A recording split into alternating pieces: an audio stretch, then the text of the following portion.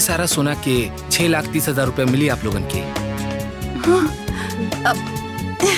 हाँ जी भैया, हमरा के दे दी। ठीक बा। अब ये ली।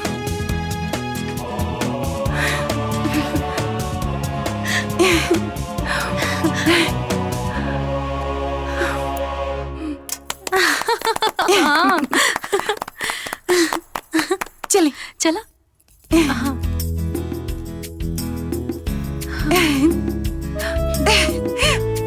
देखा, अरे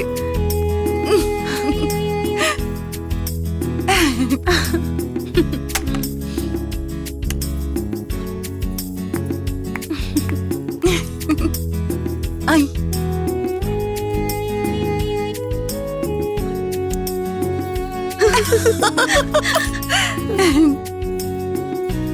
हाँ।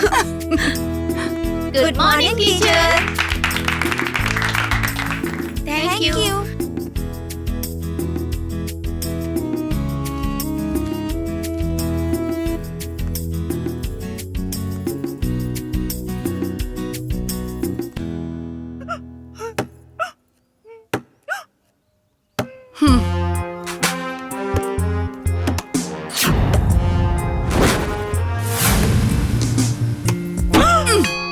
अभी ले घर जैसे चलल, अब वैसे ना चली।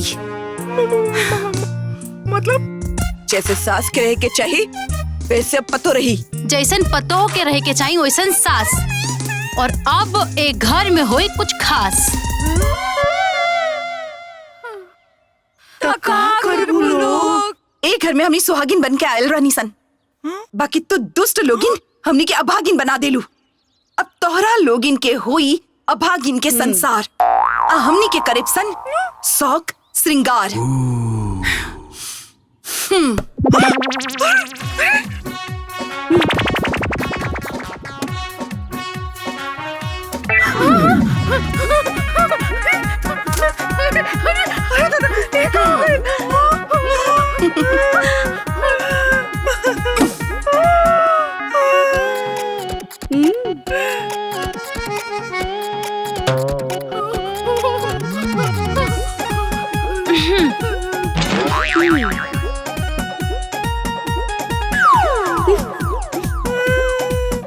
घर के लक्ष्मी के फटेहाल करके भिखारन बना देलू। तोरा लोग के ना होई आदर, हमनी के होई पलंग तोसक और चादर।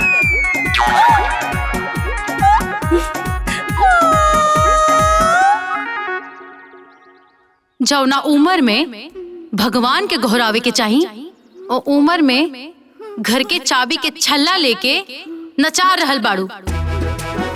अब तू अइबू औकात में, काहे से कि मालिकाना आई अब हमनी के हाथ में।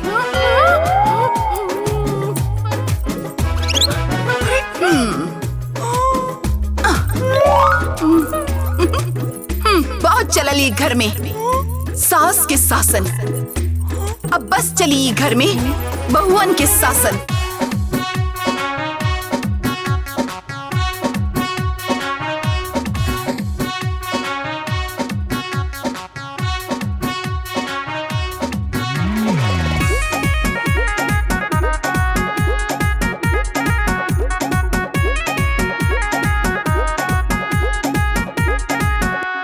सासन बाटे काड़ा, सुन खड़े खाड़ा, रातों दिन खोटे के बाटे। सर्दी जुकाम चाहे आवे बुखार, नहीं एको क्षण रुके के बाटे। पीछे हटला पे खेला बिगड़ जाई, पीछे हटला पे खेला बिगड़ जाई। सारा नफरत के कीला को भर जाई, सारा नफरत के कीला को भर जाई। जवन कोइलू कुल आगे उतर जाई, सारी हेकड़ी छने में निसर जाई। बुझाई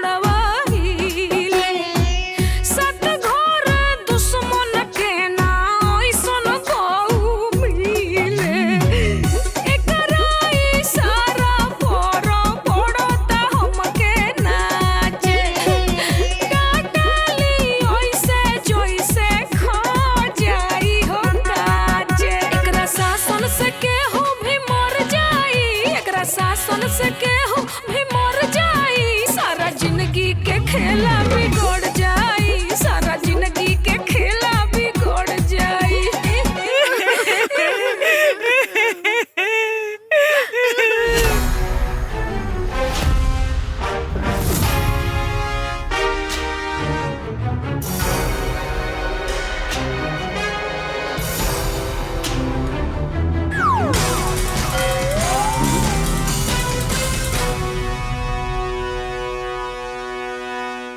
देखो बहू, तोहार लोगन के साथ जौन होत रहे उहो गलत रहे। और जौन होत बा ना वो गलते बा। और जब गलती पे गलती होला वो गलत होला। बाबूजी, यदि पहला गलती ना भइल रही तो दूसरा गलती भी ना होइत। मतलब ई जो सब हो रहल बा सही हो रहल बा। हाँ, और ये गलती की हमने कोनो अफसोस नहीं खे। मतलब तू लोग के जौन मन करी उहे करबू। हाँ, अब हमनी के ठान ले बानी जा कि घर चली हमनी के हिसाब से। तोहरा हिसाब से चली मतलब का? मतलब ई कि जैसे चलत रहे वैसे ही चली, बस काम उलट जाई। अब तक सास के शासन रही बहू पर अब बहू के शासन चली सास पर। इस शासन के शुरुआत हुई सास के रोटी बनवला से, वो जाता में गेहूं पीस के।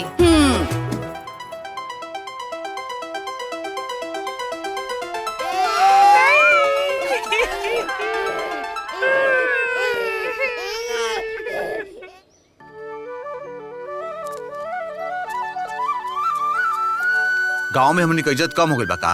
जे देखा ते तो दुरा देता। भागासन भागासन। अरे छोड़ी ना भैया, काहे इतना टेंशन ले रहल बा? इतना ऊपर नीचे तो होत रहेला। का हो, भगा दिहल गईला? सास के कुल गर्मी उतर गई। ए चाचा, तोहरा से का मतलब हो? पूरा गांव में के वाड़े सन कि हमनी की बेइज्जती कर सकेला। हाँ तब का? अरे हमनियों के इज्जत बा। अरे बहुत इज्जत बा, इज्जत तो देखते बानी हम। मेहरारू बाहर कमा दिया, तू लोगन घर में बैठ के खाता रहा। ना बाप महतारी इज्जत करे, ना मेहरारू इज्जत करे, ना गांव समाज दुनिया इज्जत करे। इहे इज्जत बा? तू लोगन के अंदर मर्दानगी बा कुछ? मर्दानगी हुई तो बहरे जाके कुछ पैसा कमाता, वो तू लोगन के बस के बात ना हा। बस गांव में घूम घूम ताश खेले के बा खाली। अरे टहनी कुकुर के दुम बड़ा, कुकुर के दुम कबो सीधा भइल बा? उहे हाल तू लोगन के बा, कबो सुधर ना सकेला। बड़का इज्जत बा, बड़का इज्जत बा, बहुत बा इज्जत। कुल इज्जत तो देखते बानी हम।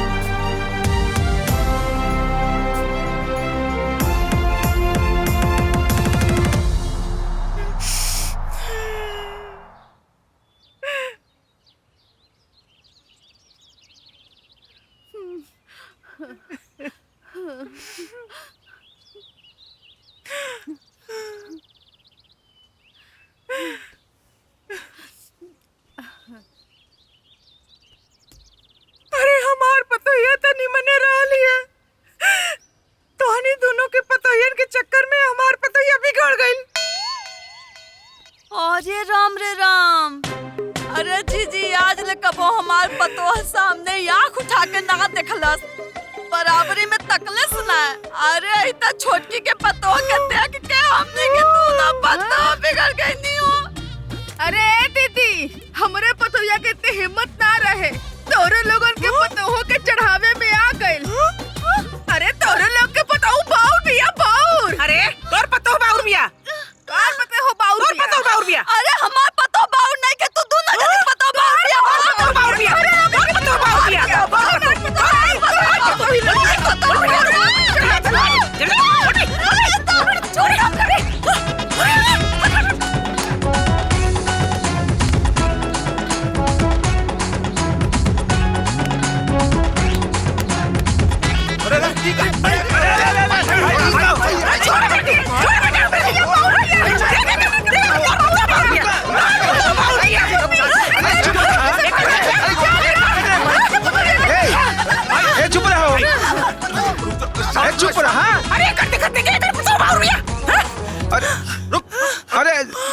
रहा, शांत रहा। अरे तोर पतुया नीमन भैया, ई दोनों का पतुया बाउल बारिसन।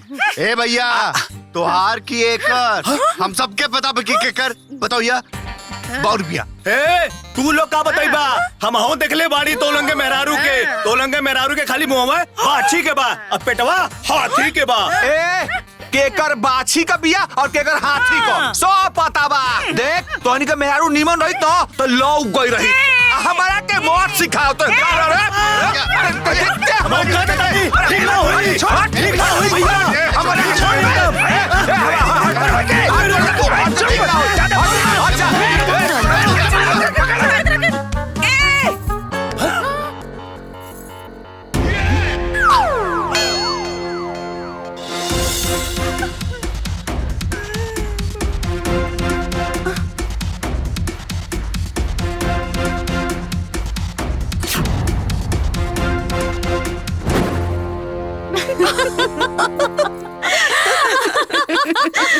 अरे बाप रे बाप, अरे ओकरा पिल्लुआ परो, ओकरा घर में डाका पड़ जाओ, ओकरा बिटिया के ससुरा में शासन परो। अरे राम रे राम, हमार शासन करता हो। और मौसीवा, अरे मौसीवा के देह में आग लग जाओ, और ओकरा वो कमीनवा के सांप काट ले, वो सांप मर जाओ रे दादा रे। अरे राम रे राम। ए झूठा शराबू ना तो उल्टा तोहरे पर पड़ी।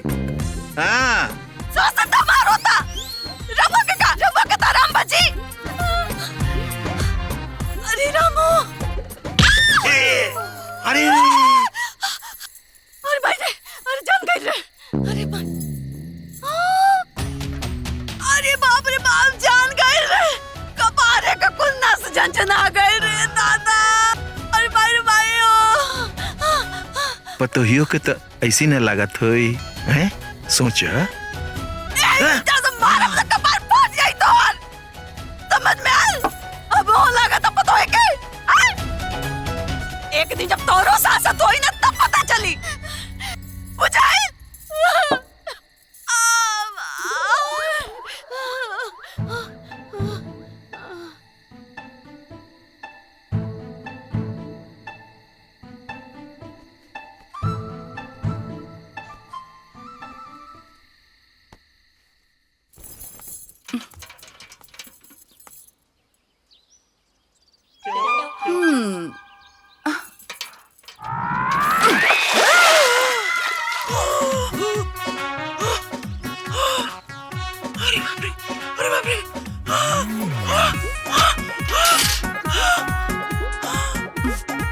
सुतले रहबू तो काम के करी है? मैंने सोचा झाड़ू लगाऊनी, पोछा लगाऊनी, बर्तन मजनी, तालू को धोनी है, खाना बना देले बानी। तनका सा सुते ही नहीं है, कहे से कि कुल काम हो गइल बा दुल्हन। कुल काम हो गइल बा? तो गोबर पाथे कैसे छूट गइल? अरे ओ पादर दुल्हन, दोपहरिया भइल बा, तनका सा सुतले वेदा। अच्छा सूते के बा, सूते के बा। हाँ। अरे चलो उठा उठा, गोबर पाथा। जाते दुल्हन मत मारो दुल्हन। चला, अरे जाते जल्दी चला। मत मारो दुल्हन। पाथा पाथा, जल्दी पाथा। चलो चलो जल्दी जल्दी, हाथ चलावा, जल्दी करा। चली जल्दी करी, बहुत आराम हो गई। ढंग से बनावा। जल्दी जल्दी बैठी। हाई जितना माना कुल एक एक जल्दी से पात दो। अरे अरे अरे कितना आराम से, जल्दी करी, जल्दी पाथा गोबर। चली चली जल्दी करो वो लोग। हाय देखा बहिन, एक दिन रहल जब पतोयन से गोबर पथवावत रहलीन, और आज ऐसन दिन हा कि पतोहिया इहे लोग से गोबर पथवावत रही। ठीक बा, हाँ, जैसन करनी वैसन भरनी। हाँ, चलो हो, चल जाए। अरे जल्दी करी, जल्दी माजी, जल्दी करी। तू ये को बना भइल? सुन ला। कुछ ना बनल, जल्दी जल्दी पाथा। अरे जल्दी हाथ चलावा। चलो दीदी। इकुल पाथ के ना, इकुल सुखल उठा के ले यहाँ घर में। हाँ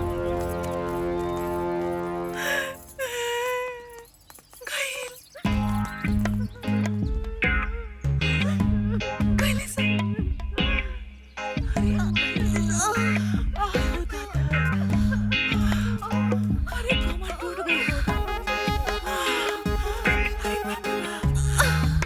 शादी बेकार हो गई भैया।